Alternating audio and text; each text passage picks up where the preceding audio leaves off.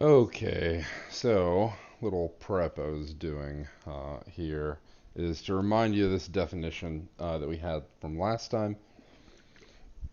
So this is the general definition of a group. So this is done at the end of chapter 7 or near the end of chapter 7 in the textbook, but I wanted to include it now to go ahead and do this rather than defining like a transformation group. Um, I want to actually show that the transformation groups I'm going to talk about actually uh, define a group in this sense. So this is the notion of a mathematical group. So let G be a set equipped with a binary operation that maps G cross G. So that is, it takes some ordered pair GH to some object called G star H, and this the fact that it goes from G cross G to G means that it's a closed binary operation. So, for instance, an example of a binary operation that's not closed in this sense is like the dot product, right? So the dot product goes from, say Rn cross Rn to R, right? So it's not the same thing.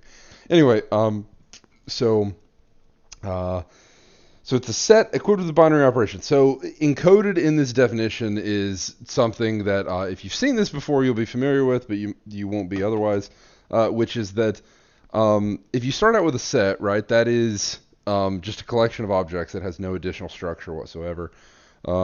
Putting a binary operation on that set that has these properties, that's some structure you're adding to the set. Um, could you put another binary operation with maybe the same properties on the set and have it be a different group, even though it's the same underlying set? The answer is yes. Okay, and so you could have the same underlying set of objects.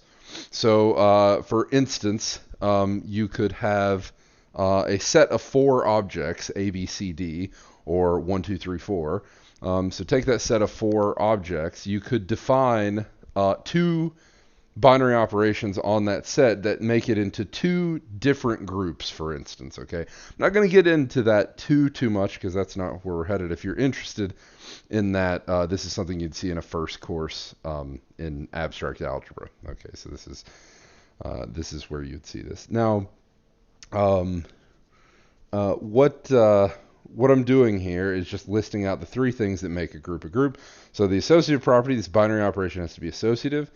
Um, there has to exist an identity element for this binary operation. So some element that I'm calling E here, such that G star E is just G. But I can also do it the other way too. So E star G is also G. And this, for every G in G, this is true. So the identity element works the same way for every single element in G. And then lastly, for every element in G, including the identity element, so for every element in G, there exists an H in G such that GH is the identity element or HG is the identity element. And we call H G inverse here. So this is how we read this like normal. Okay, so there's an identity element. Every element in G has an inverse element, and this binary operation is associative. Those are the 3 things that are required. Okay, and that's it. If these things are met, then we say that G is a group. We say that G is a group. Technically, we may say that the pair G star is a group. This is if we're being really technical here, but when we've made clear what this star operation is, then we can just say that G is a group, so that we leave out this annoying notation here. Okay, and so this is the terminology that we're going to be using throughout the rest of the course. Now, the reason, of course, for defining this is that these objects that we're interested in um, are going to satisfy, or I mean, they are going to be a group. Um, and so, let's or maybe I should say, consider the set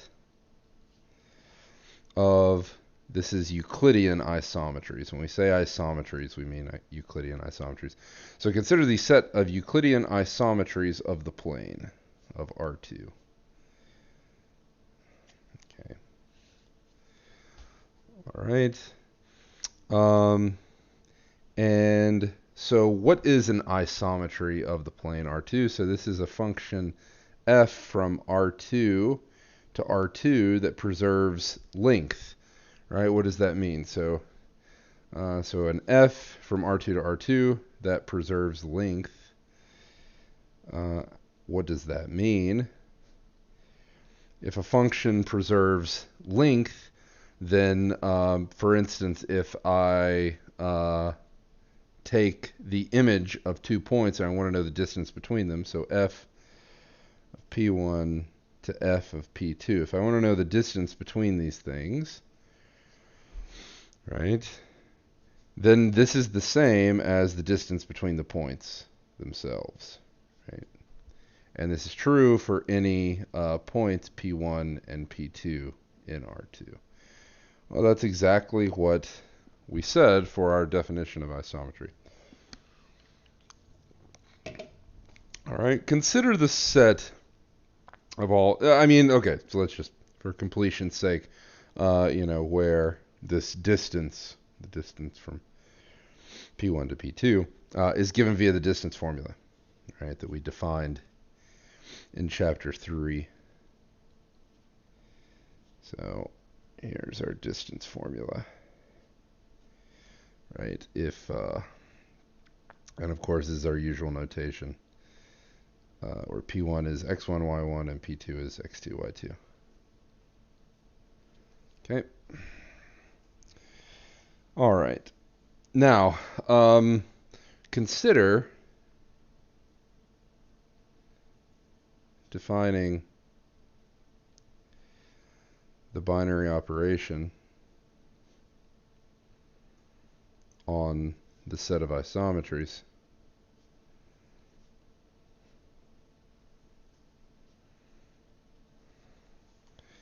given by composition of functions.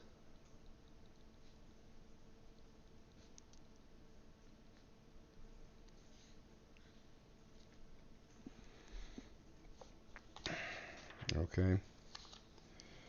And so, what am I doing here? Well, I'm composing two functions. So, rather than writing it with circle, so circle could be our star here, if you like. To save myself the hassle of writing this over and over again, I'm going to define this to be the following thing. I'm going to call this f times g. The reason that I'm making sure to define this carefully is I do not want to confuse me writing f and g next to each other with the pointwise product of functions, right? So I just want to make sure that when I write f times g, you understand I'm not multiplying the functions in the normal, or in the sense of pointwise multiplication. I am multiplying the functions or starring the functions using my new binary operation of composition. Okay. All right. So let's check that this binary operation is actually closed. So is this binary operation closed? What would it mean if it was closed?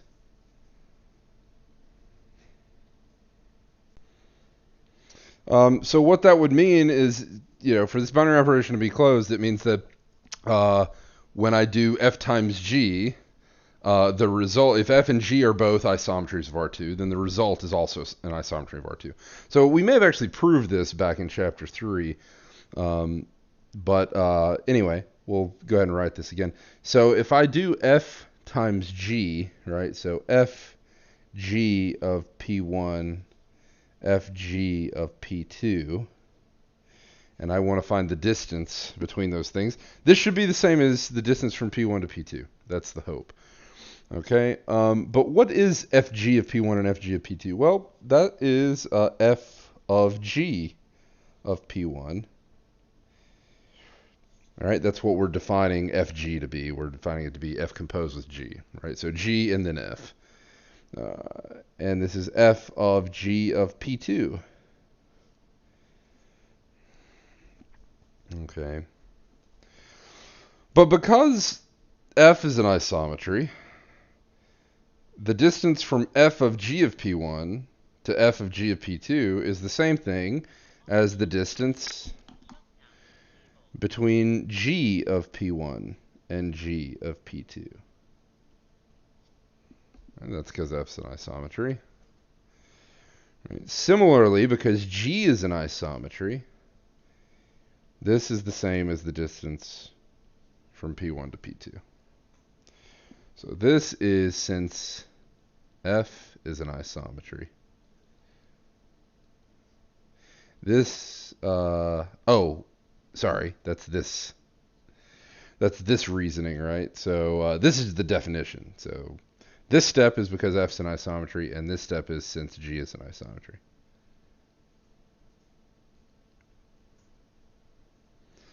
Okay. All right. So, note. Which properties does this operation satisfy?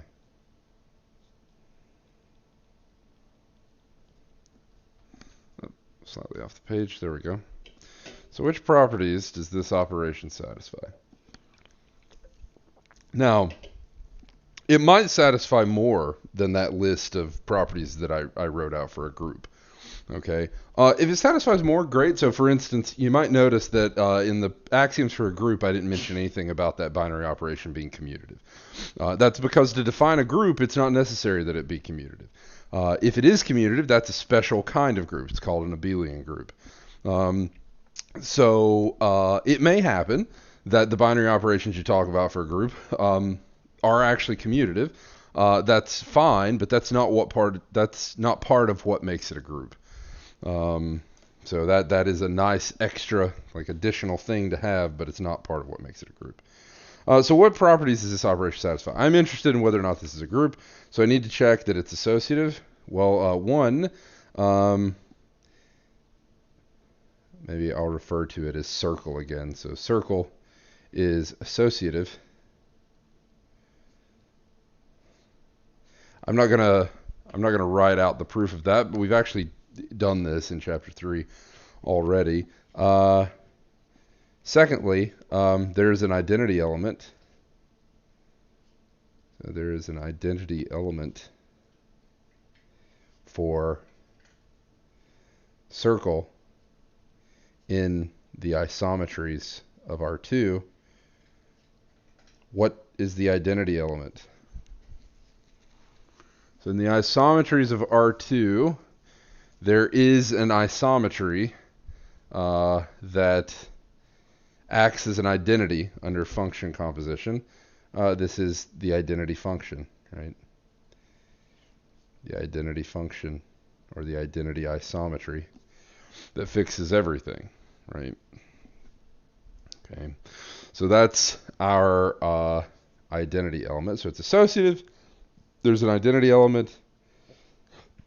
And lastly, maybe the least obvious thing, is that there exists an inverse for each isometry F that we'll call F inverse, that is also an isometry.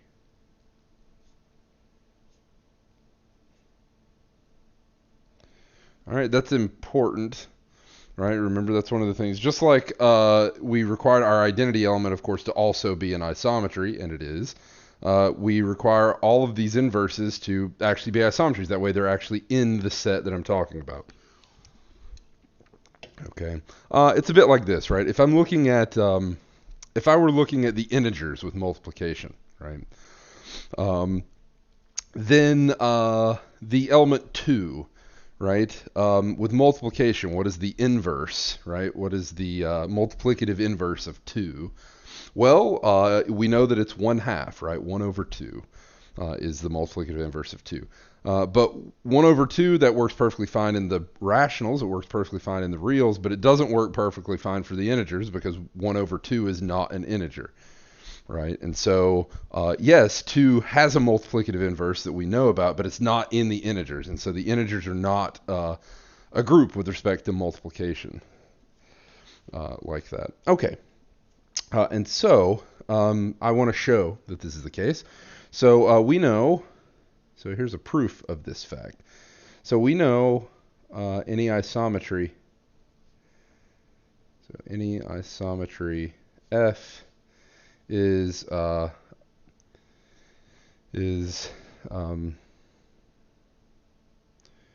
composed of up to 3 reflections.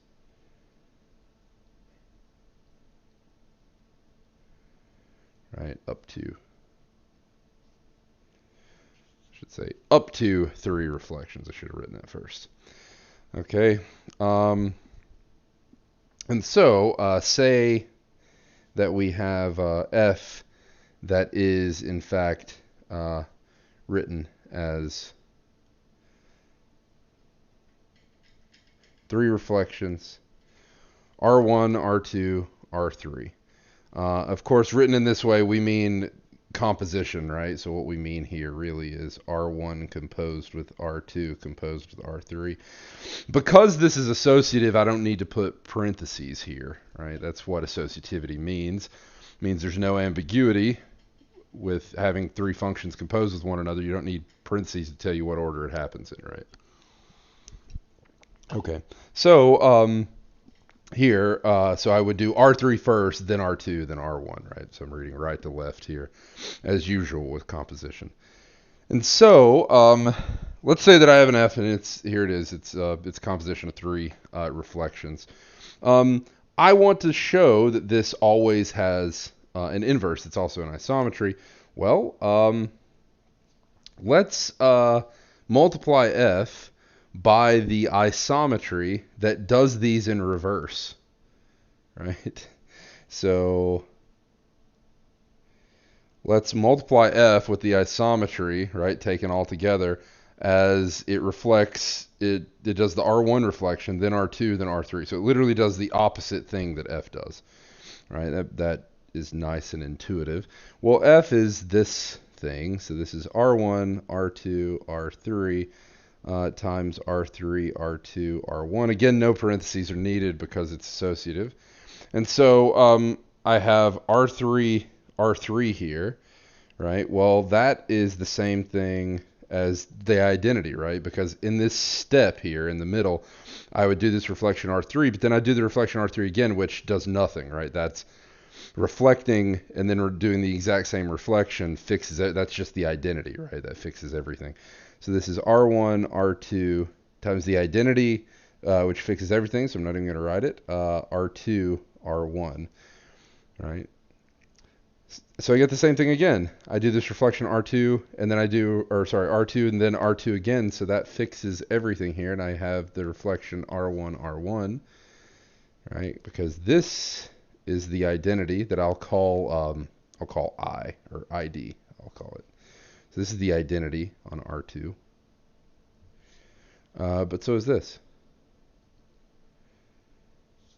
And then lastly, I have the identity on R2.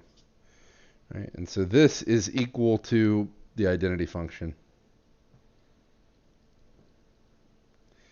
And the identity function is our identity element, right, for the isometries of R2. Okay. So for a generic F like this, F inverse would be this sequence of reflections written in the opposite order. Now, you might say, wait, well, not every isometry is a product of exactly 3 reflections. That's true. But you could do this for the other case, right? So the only other possibilities are it's 2 reflections or it's 1 reflection. And in either case, it's a shorter proof. So this is fine. Okay. Thus, the set of isometries, so this is the important part. Thus, the set of isometries of R2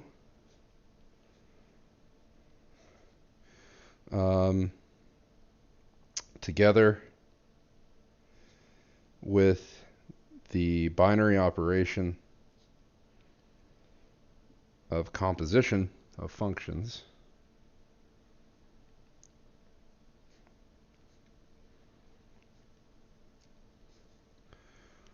forms a group in that sense that we defined, right? It's associative, has an identity element, and has an inverse, right? So every element has an inverse. There's an identity element that acts as the identity for every single element of the isometries, and that operation is associative. So this forms a group.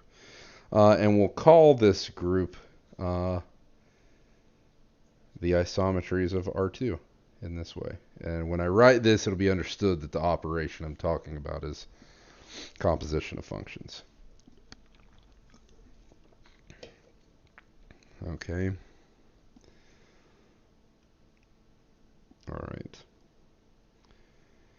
And so when we talk about a transformation group, it will be understood that the operation in question will be function composition. So when we discuss transformation groups,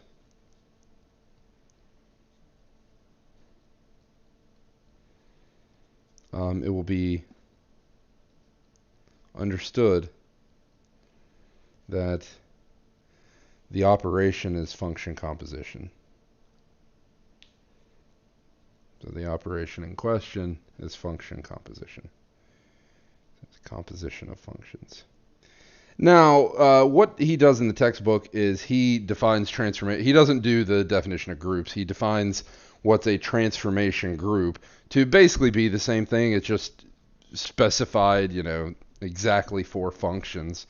But I just thought it would be better to give you the abstract definition of group and see that this actually meets that. Okay, and so what is the nice thing that we get out of this? Okay, so now I can move on to like what Felix Klein noticed. So Klein's Erlangen program. As I mentioned before, it's called the Erlangen program because that's the university that Klein was at when he did this. So this was 1872. So Felix Klein noticed that for a given type of geometry, that each given, I'm going to put type in quotes here, of geometry, that each given type of geometry was associated with a transformation group.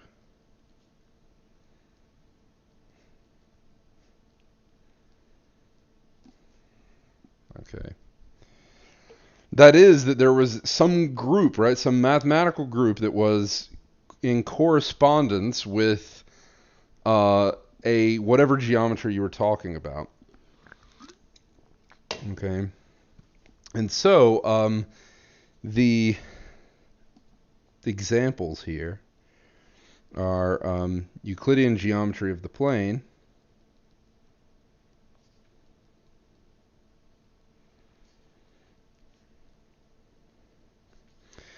that was in correspondence with the isometry group of the plane, right? The isometries of R2. Okay, so I mentioned this last time. And so the isometry group of the plane, I can consider the things that it leaves unchanged. So the invariants are length, angle, length, angle, straightness, circularity, etc. Right? These are the most important parts. Okay, and so these objects are useful objects of study in Euclidean geometry because they are invariants of this isometry group. And now the genius thing that Klein realized is that you can change the geometry by changing the group. Okay, so the most important thing here, so Klein noticed that you can change the geometry by changing the group under consideration.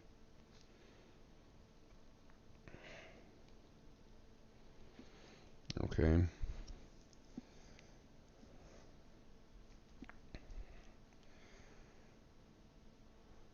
And so, an example of this would be, an extreme example of this would be the consideration of projective transformations of RP1 and the projective geometry of the projective line.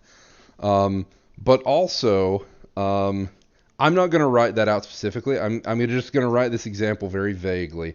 I'm just going to say projective geometry. So projective geometry.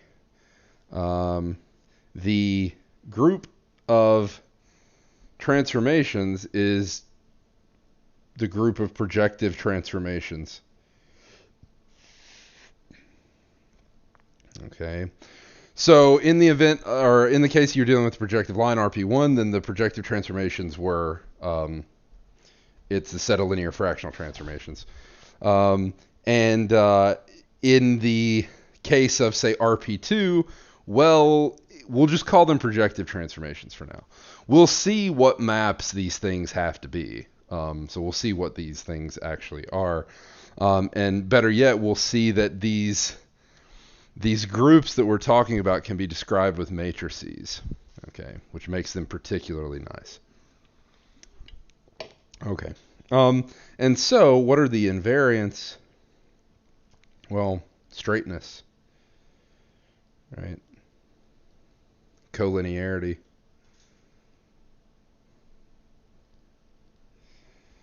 Right. And that's pretty much it, right? Now, of course, there's also the cross ratio. I'm not going to talk about that since I'm just leaving this very vague here when I say projective geometry. But here's the study of these things. Now, this, you might view this as cheating a little bit. So maybe I'll give a very, very specific example that actually focuses on Euclidean geometry to show you how you can change the geometry in question by changing the group. Okay, so I'm actually going to focus on this specifically. Here's something. Maybe before I move on, I'll point out that it's not, of course, amazing that length is preserved by the isometries, because we defined the isometries of R2 to be exactly those functions, those transformations that preserve length. So this is baked into the definitions of the isometry. What's interesting, though, is that angle, straightness, and circularity are also preserved by the isometries, even though we didn't mention them at all, right? But these are extra things you get once you have the length preserving, right? So this is, this is something, once you have the three reflections theorem, of course, these things are easy to show. So, you might consider as practice for the old stuff that we did, if I ask you, show that the isometries of R2 preserve, like these are all invariants of the isometries of R2. Length, there's nothing to prove, that's by definition, but you can prove this for, angle, straightness, circularity, especially straightness and circularity. You can think about why this is. Once you know that these are all products of up to three reflections, then it's pretty easy. But anyway, let's talk about then a concept that is not meaningful. So as we said, because these are invariants with respect to, or these are invariants of isometries of the plane, these are meaningful concepts, right? Meaningful concepts is what we'll call them. Okay, these are things, these are notions that have good meaning in Euclidean geometry of the plane. Right? So we talk about these things. So what's an example of a concept that really doesn't have meaning in Euclidean geometry? So here's an example.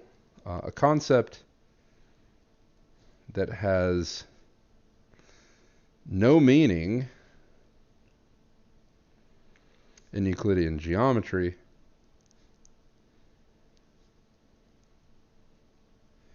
is that of being vertical.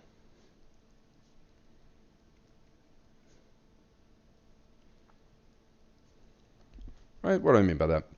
So let's say I'm in the plane here, right? So here's my axes, and I have a line here. Here's my line L, and I say that's a vertical line, right? This is a vertical line. Why does this have no meaning, right? You might say, wait, that has perfectly good meaning. That line, I would definitely call that vertical. But when thinking about geometry, right? Think about writing like a Euclidean style proof where you're using a property called verticularity, I guess, verticalness, we'll say.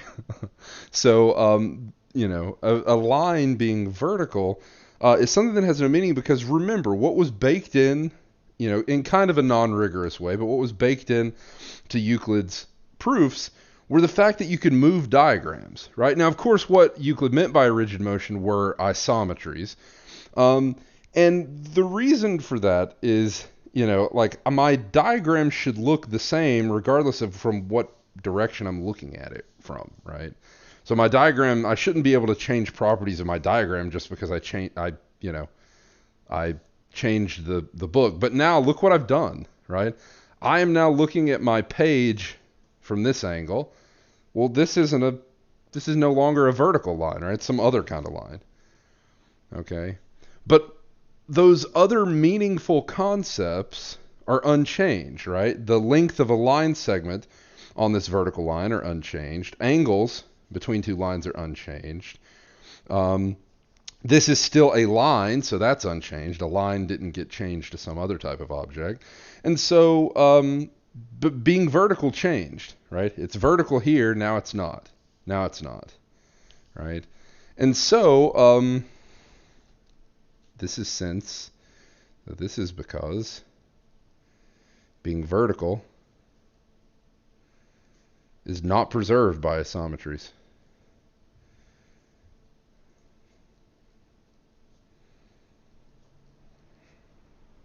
As we saw, right? A simple rotation shows that I can map this thing via an isometry to something that's not vertical, right?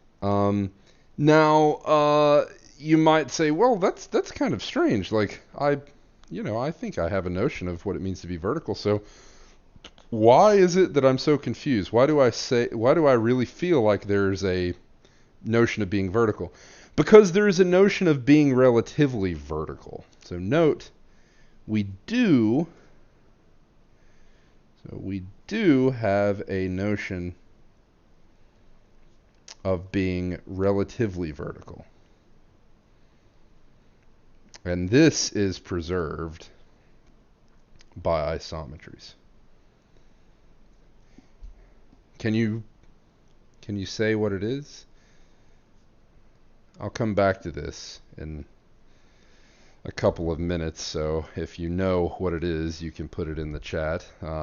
What does it mean if two lines are relatively vertical? Right. Whatever it is, that has to be something that's preserved by isometry. So I'll return to this in a second. So another concept. So being vertical has no meaning. Another concept that has no meaning.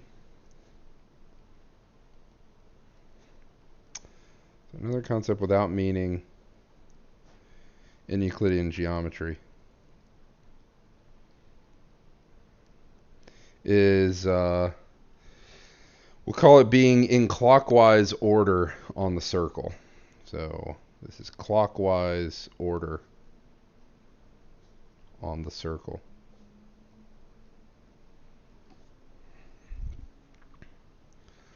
Okay. What do I mean by that? What I mean by that is, suppose that I have a circle, right? And I'm just drawing this in the plane to, give you. Maybe I actually shouldn't do this. Maybe this is actually biasing you against what I'm saying because I'm baking in, vector geometry here. with coordinates. So maybe I actually shouldn't even draw it like this. In fact, okay, I'm going to draw it like this anyway. Just so I can, okay, that's a really bad circle. I just didn't want to break out the compass. So this is, we'll say I have points here. So here's A. Here's, we'll say that this is a unit circle too. So here's B. Here's C. And here's D. So A is -1, 0. B is 0, 1. C is 1, 0. And D is 0, -1. Okay, so these points, reading A, B, C, D, are in clockwise order on the circle. All right, now why doesn't that have any meaning here? Let's reflect this in the x-axis, right? So when I reflect this in the x-axis, what do I get? I get, so let's take this and reflect in x-axis. So reflect across x-axis. Reflect across the x-axis, I get a circle. A and C are fixed. But now here is D, right? Or maybe I should say here's A prime, C prime, which are equal to A and C. And here I have, B prime. Or sorry, here's B prime. And here's D prime. Okay. So those are the points that B and D map to. And so we started with points A, B, C, D. They were in clockwise order. We should hope that A prime, B prime, C prime, D prime are in clockwise order, but they're not. They're in counterclockwise order. Note, so A prime, B prime, C prime, D prime are not in clockwise order around the circle. Okay. So we started with 4 points that were in clockwise order around the circle. After this reflection, they're not in clockwise order. In fact, they're in counterclockwise order. Okay, that's not an accident here. Okay, and thus this has no meaning, right? So clockwise order on the circle has no meaning in Euclidean geometry. Okay, now before considering what we can do about this, we go back here to this thing, and I said, well, we don't have being vertical, but we do have being relatively vertical. And maybe that is why you are, a little bit confused, because you feel like the notion of being vertical is important in Euclidean geometry, or is at least something you can talk about. The reason is that you do have a notion of being relatively vertical, and some of you might have even noticed it when I rotated this, that yes, this wasn't vertical, but it still was relatively vertical to the x-axis here. Relatively vertical here, what does it mean? It means being perpendicular. So being perpendicular is a concept that we have in Euclidean geometry, and being perpendicular is preserved by isometry. So that's a meaningful concept. It's preserved by isometries because we define being perpendicular to mean having right angles, right, between those lines. And angles are preserved by isometry, so we're good. Okay. All right, but clockwise order on the circle, this is something that's not, this is something that there's no meaningful concept for. And that's a little annoying, because you can imagine how, for instance, if you had some, setting or some situation where you have a curve, right? In this case, we'll just say a circle, and you wanted to talk about the order of points on that circle, right? And the problem, right, is, there's a choice here, right? You're either going this way around the circle or the other way around the circle. And of course, clockwise order has no meaning, but neither does counterclockwise order, for the same reason. If we did it in counterclockwise order, this same reflection would have swapped us to clockwise order. Okay, and so if I want to talk about this, I need to do something special here. Okay, and so this is the first and the easiest example of what Klein meant by changing the group, changes the geometry. So say we want to be able to talk about clockwise order as a concept, as a meaningful concept.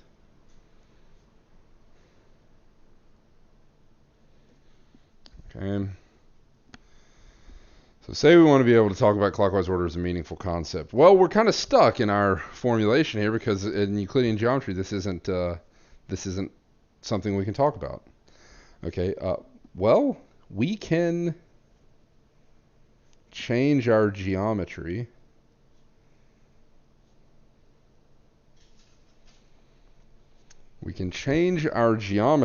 from Euclidean geometry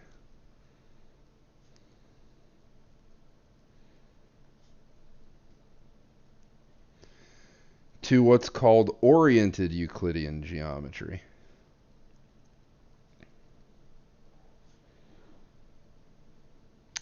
And we can do this, as Klein noticed, by changing the transformation group that we consider. Okay, and this is done by restricting ourselves to a smaller group of transformations. By restricting ourselves to a smaller group of transformations, to a smaller transformation group.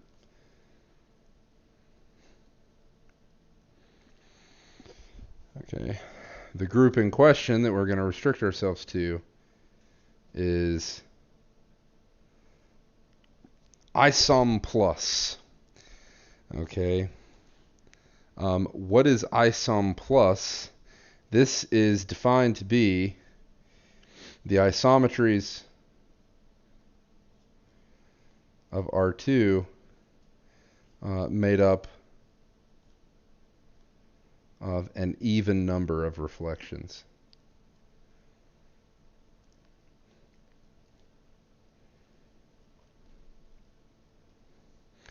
Right, so we know that isometries in general made up of up to 3 reflections. We're going to take isom plus to be the ones that are made up of an even number of reflections. Okay, this is also known as the direct isometries of R2. This is also known as the orientation preserving isometries of R2. So these are the orientation preserving isometries.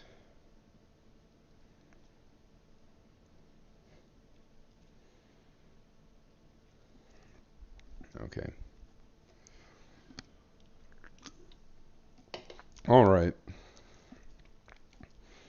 And so, by doing this, so first of all, your first question might be, is this still a group, right? This is, some sub-isometry. So this is like some thing that is a subset of the isometries of R2.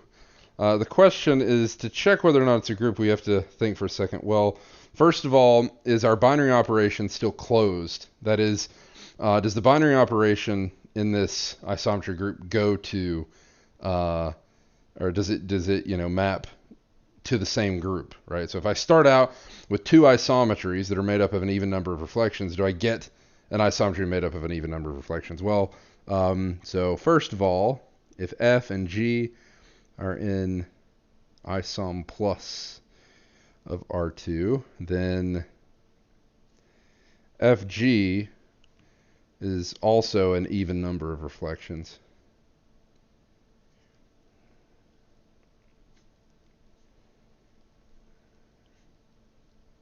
So FG is also in isom plus. Okay. Both of these are products of an even number of reflections, so their product is also a product of an even number of reflections. Okay. And so, what about F inverse, right? Well, it's the same as before, right? So, and the inverse is also, so secondly, if F is in isometry plus of R2, this implies that F inverse is the same F inverse that we defined before. This works because, of course, the same F inverse we defined before was just whatever reflections made up F written backwards. So if F is a product of even number of reflections, then F inverse is just the even number of reflections written in the opposite order. Right, so still an even number of reflections, so still here. And so, of course, it's the same operation, so the operation is still associative. The identity isometry is made up of 0 reflections, which is an even number of reflections. So the identity is also in this isom plus. It's associative, it's got an inverse, got an identity. Binary operation in question is closed. So isom plus of R2 is a transformation group.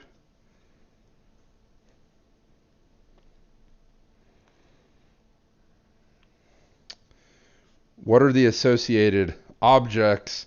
These are orientation preserving isometries of R2. Okay, and notice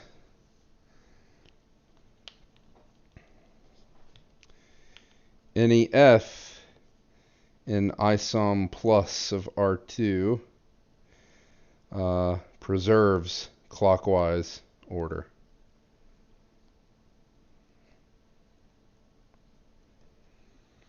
All right, and so if we restrict ourselves to this as our transformation group, then we have a notion of clockwise order that makes sense. Okay, and so we took a concept that had no meaning in normal Euclidean geometry. We restricted our consideration to these orientation preserving isometries that I've called it.